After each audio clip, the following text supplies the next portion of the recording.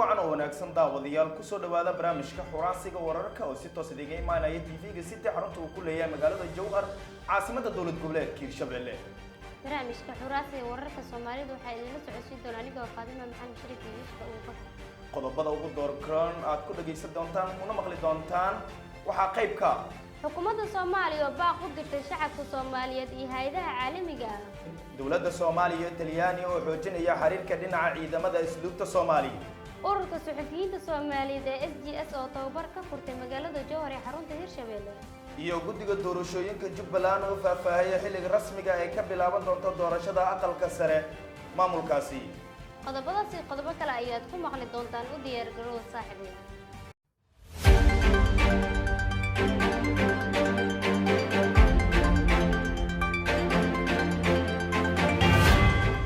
xukuumadda Soomaaliya ayaa baaq u dirtay shacabka Soomaaliyeed iyo hay'adaha caalamiga ah.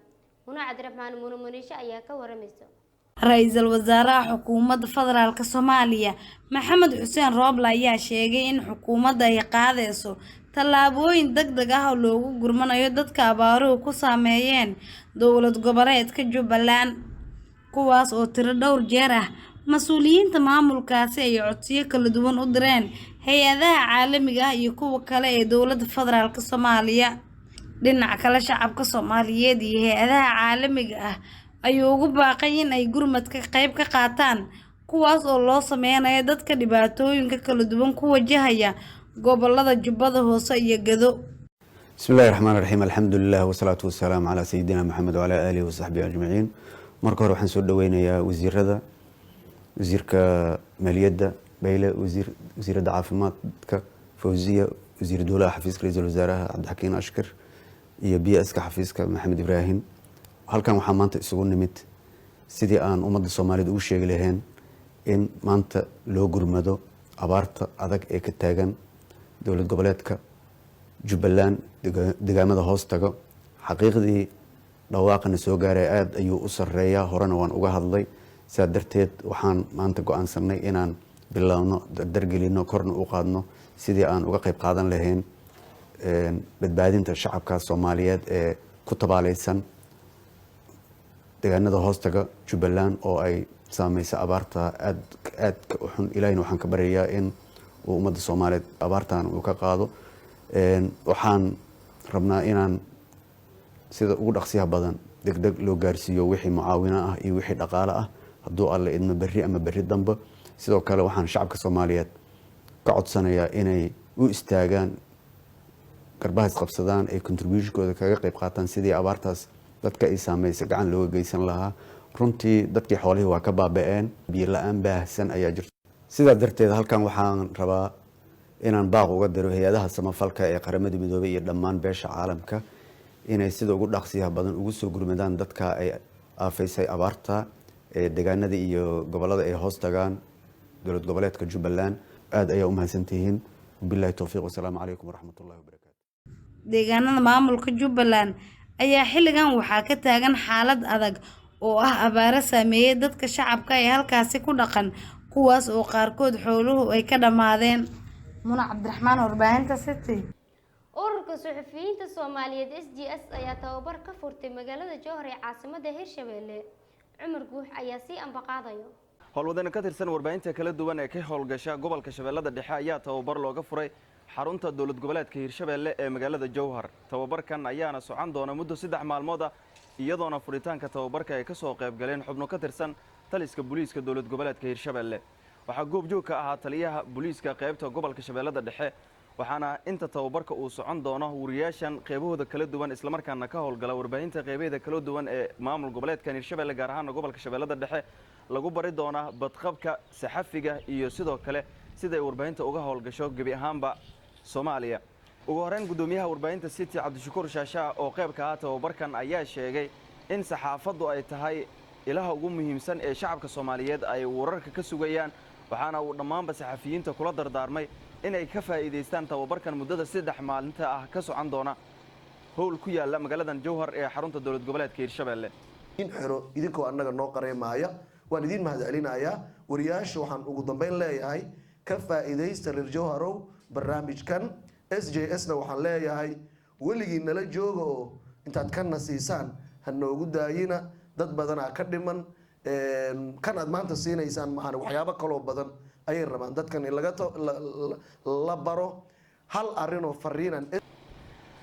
xogayaha ururka saxafiyiinta ee SGS Cabdalla Axmed Muumin ayaa dhankiisa ka warbixiyay tababarkan iyo sidoo kale faa'iidada uu u leeyahay warbaahinta ka howlgasha dowlad goboleedka Hirshabelle gaar ahaan gobolka Shabeellada Dhexe waxaana uu wariyaasha kula dardaarmay inay dhankooda ka faa'iideystaan tababarkan muddada 3 maalinta ah socon doona.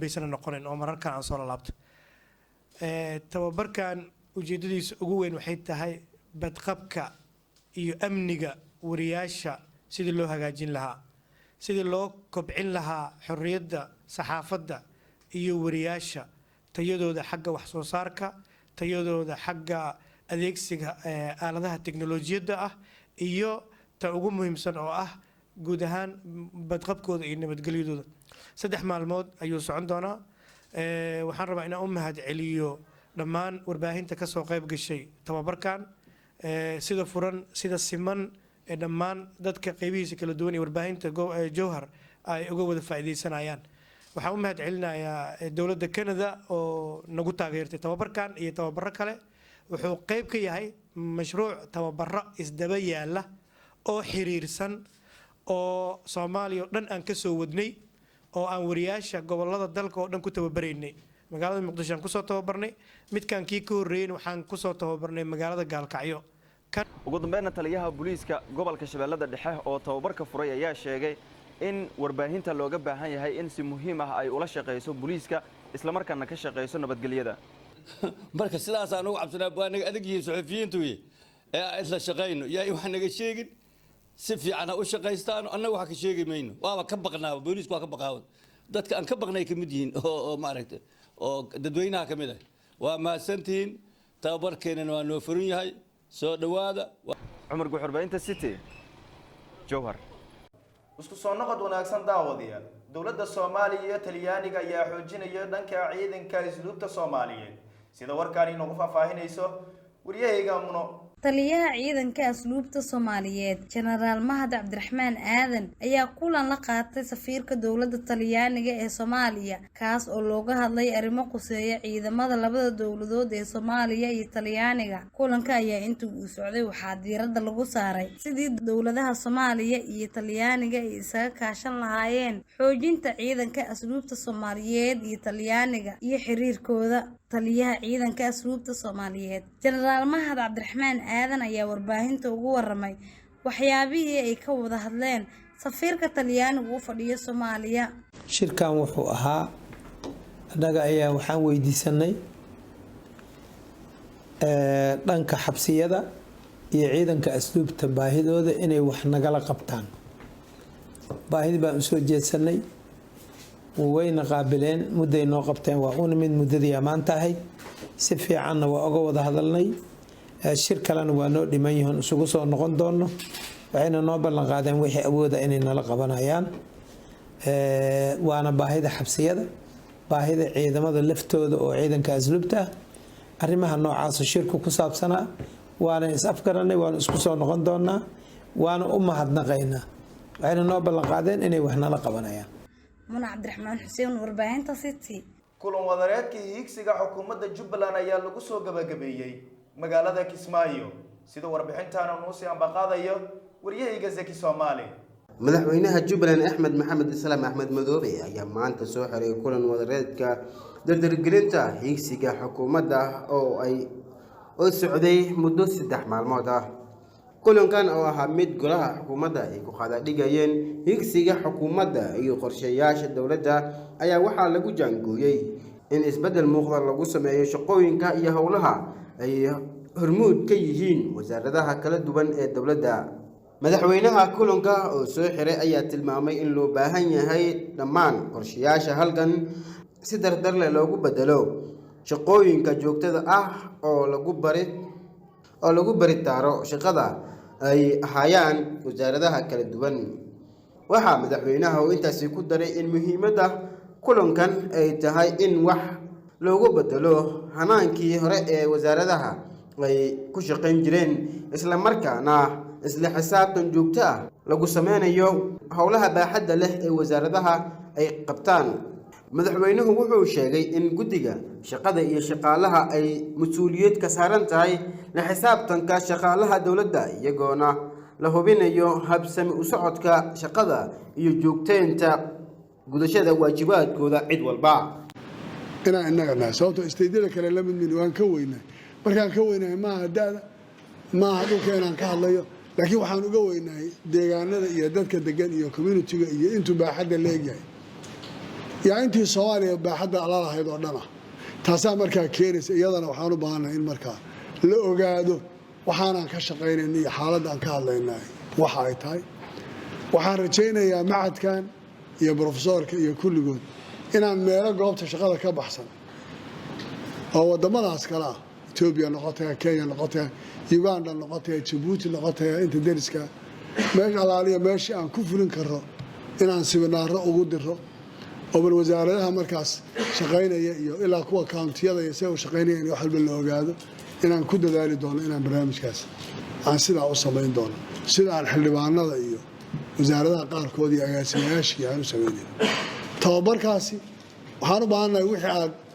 ka barateen in la fuliyo laba xaalana golaha wasiiradu ay way hadda ka dambeeyay dib loo joojiyo soo daahitaanka xafiiska laga soo daahaya shaqada aroortii oo qofku inuu dawaamkii iman waayay ay wax kala noqoto iyo degdega looga baxaya xafiiska oo waqtigii shaqada oo aan la gaarin shaqadii laga baxayo oo shaqadu waa inay waqtigeedu xadidan tahay waqtina ay leedahay I hope aad waxaan u jeclahay inuu commissionerka shaqadii shaqaalaha iyo ay joogaan agaasimayaasha iyo kulligood in la ilaaliyo waqtiga shaqada oo ay noqoto qof waliba shaqada inuu soo gelitaanka iyo la ilaaliyo qoladan shaqadii shaqaalahana ay dib ugu sameeyaan riqaabo ama dabagal dadka commissionka wax ku qaadanaya ee shaqaalaha ah in mantal iyaguna ay diyaariyaan cidda joogta iyo ciddaan joogin iyo meesha ku maqan tahay iyo waxay tahay oo wasaaradda guud ahaan taasoo kale.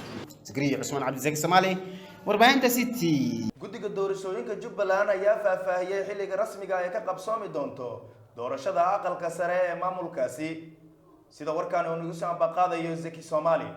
guddiga hirgelinta doorashooyinka dowlad goboleedka Jubbaland ayaa ka warbixiyay kuraasta harsan ee doorashooyinka aqalka sare ee baarlamaanka Soomaaliya kaasi oo maalmaha soo aadan la filayo inay ka bilowdaan dowlad goboleedkaasi Jubbaland gaar ahaan magaalada Kismaayo.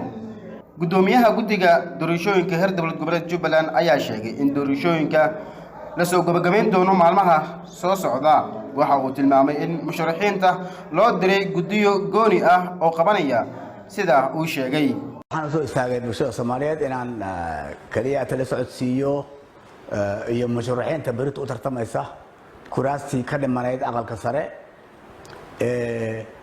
uu noo soo gudbiyey madaxweynaha Jubbaland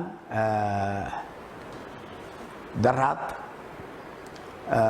maxaan ku yiraahdaa maantana sida jadwalkii ku cadayd aan shalay sii daynay ahayd inay diiwaangelin u yimaadaan berito oo 22ka bisha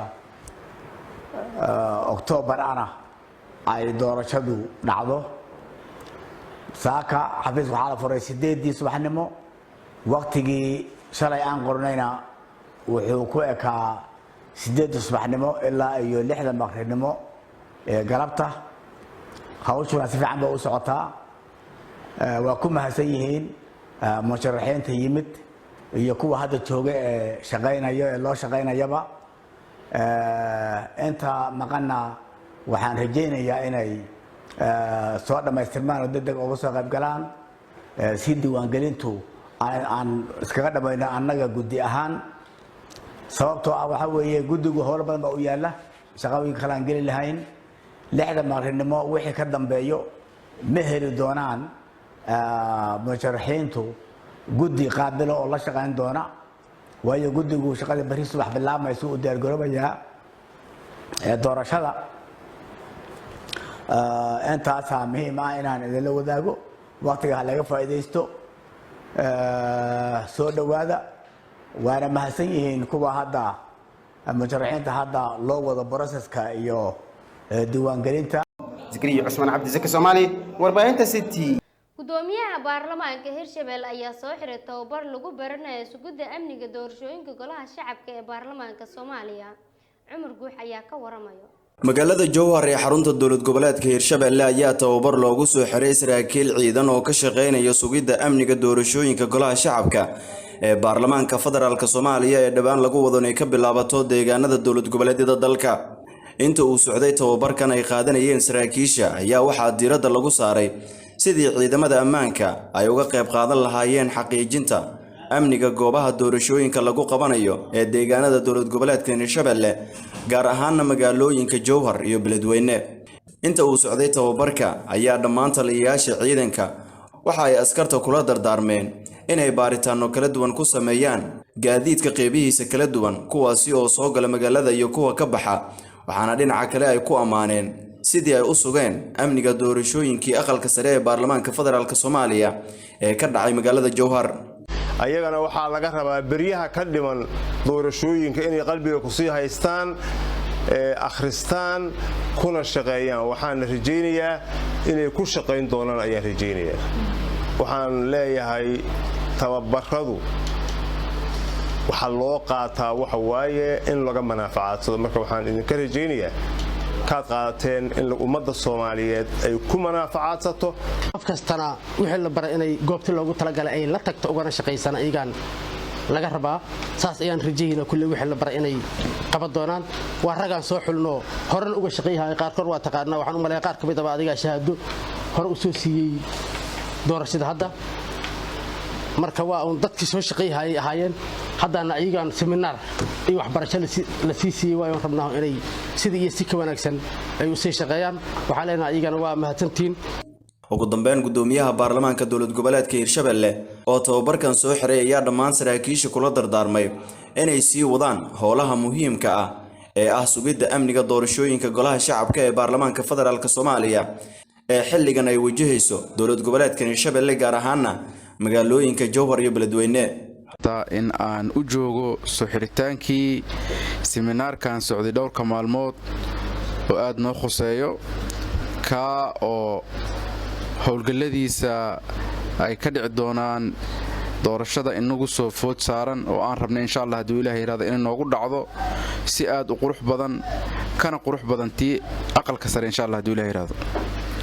waxay ku imaan kartaa isku duubnidaas iyo dad qualification ah oo la tababaray loo carbiyay howlaha culus ee hor yaallo in aan u kaashano oo u garabsano doorashada anagana hortaal insha Allah haddii Ilaahay yiraahdo. waxaan mar labaad iyo mar saddexaad u mahad celinayaa cid allaale cidda soo qaban qaabisay tababarkan ee ay ka wada faa'iideysteen. Cumar Guxurbaynta City.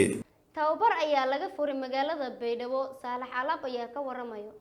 wasaaradda caafimaadka dowlad goboleedka koonfur galbeed Soomaaliya ayaa tababar socod doona muddo 45 maalin ah Baydhabo ugu furmay 80 gabdhood oo la kala keenay degmooyinka Waajid, Xudur iyo Baydhabo kuwaasi oo la bari doono cashiro la xiriiro caafimaadka hooyada iyo dhallaanka. daafurka tababarka waxaa ka soo qayb galaya wasaaradda caafimaadka waxbarashada madaxtooyada koonfur galbeed Soomaaliya ila taliyaha madaxweynaha dhanka haweenka gudoomiyaasha degmooyinka Waajid, Xudur iyo Baydhabo. qaar ka mid ah xubnihii ka qayb galay kulanka oo ay ku jiraan wasiiro ayaa sheegay in kulankani uu muhiim u yahay gabdhaha ka shaqeynaya xarumaha caafimaadka ee ku yaala deegaanada dowlad goboleedkaasi koonfur galbeed Soomaaliya. barnaamijkan marwa caafimaad oo dowlad goboleed koonfur galbeed Soomaaliya laga hirgeliyay oo misna gabdhaha kaliya loogu talagalayo waxaan aad iyo aad ugu faraxsanahay waxa ay ka shaqeynayaan inay tahay emergency health worker service. haddii qof walba oo marwo caafimaad hiraabta inta hakata idoo dirisi ilaa inta seeta xaaladii ku noolin iyo caafimaadku sidii ooyin haddii ha kormeerta kaliya oo qaabkii mutaasan noolin ama dhaqmaantaal ku sidii waxay gelin suuqada antaasa waliba ka filan meel raayay deegaanada oo dhan 80 gabdhood oo la kala keenay degmooyinka Waajid, Xudur iyo Baydhabo ayaa muddo 45 maalin ah la bari doonaa cashiro la xiriiro caafimaadka hooyada iyo dhallaanka. Saalax Cabdisalaam Maxamed, Saalax Aalab, warbaahinta City. guud ahaan saaxiibayaal waxaan intaasi kusoo gabagabeynaynaa barnaamijka xuraansiga wararka Soomaalida oo idin socodsiinayay Faadima Maxamed Shariif iyo Yusuf Abubakar. barnaamijkan kiisa xigay lamaan ka kulmayna sidaa iyo Subhanallah.